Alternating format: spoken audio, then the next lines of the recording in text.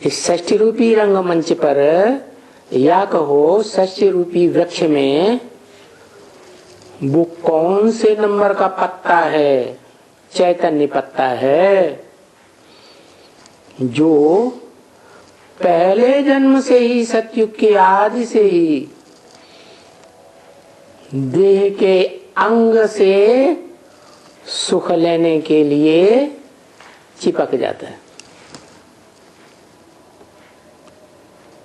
पहली आत्मा में ही ये रग भरी हुई है देह का सुख लेने की, पहले पत्ते में ही। तो जो 500 करोड़वां पत्ता होगा इस षष्ठी रूपी वृक्ष का मनुष्य षष्ठी में, तो उसमें वो देह अभिमान की रग नहीं होगी। वो देह अभिमान कूट कूट कर भरा रहता है, इसलिए उसको हनुमान के रूप में दिखाते हैं। उसका देह बड़ा पहलवान, बड़ा बलिष्ठ दिखाते हैं कि लुंजुम पुंजुम दिखाते हैं, बहुत बलिष्ठ दिखाते हैं। और उस बलिष्ठ हनुमान की, बलशाली की बड़े से बड़ी छाप कौन से स्टेट में देखी जाती है? जहां गली गली में उसके देह की मूर्तियां बनी हुई है। कौन सा स्टेट है? रोड रोड पे बनी हुई है।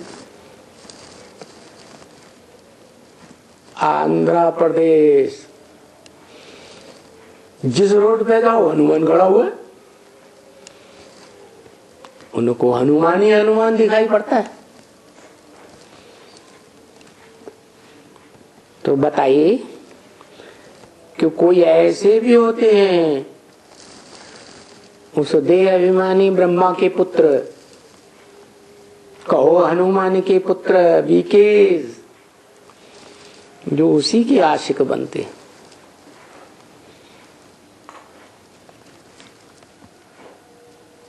इसलिए ब्रह्म वाक्य मुरलियों में पूछते हैं शिव बाप,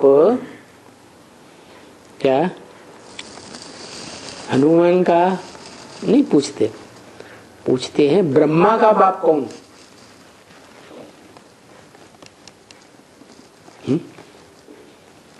तो उसको याद करना चाहिए जो हनुमान का पाठधारी है, देह अभिमानी का पाठधारी है। पूछ कैसी दिखाते हैं विकारों में, बड़ी लंबी पूछ दिखाते हैं।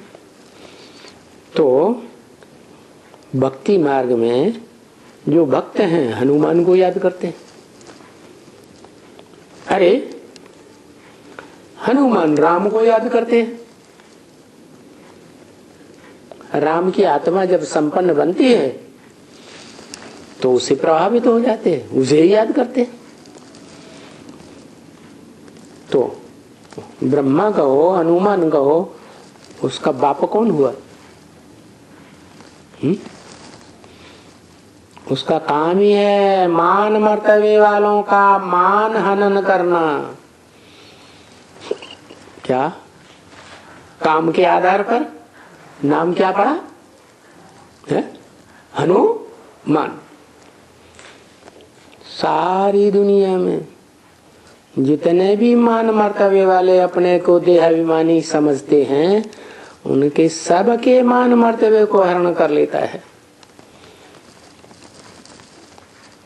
तो भक्त हनुमान को याद करते हैं, हनुमान राम को याद करते हैं, और राम किसको याद करते? भक्ति मार्ग में दिखाते हैं राम शंकर को याद करते, और शंकर किसको याद करते? शंकर शिव को याद करते। तो ऊंचे से ऊंचे एक को पकड़ लेना चाहिए या बिचौलियों को पकड़ना चाहिए?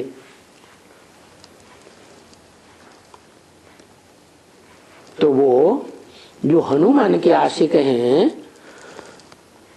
वो उनको माशूक बनाते हैं।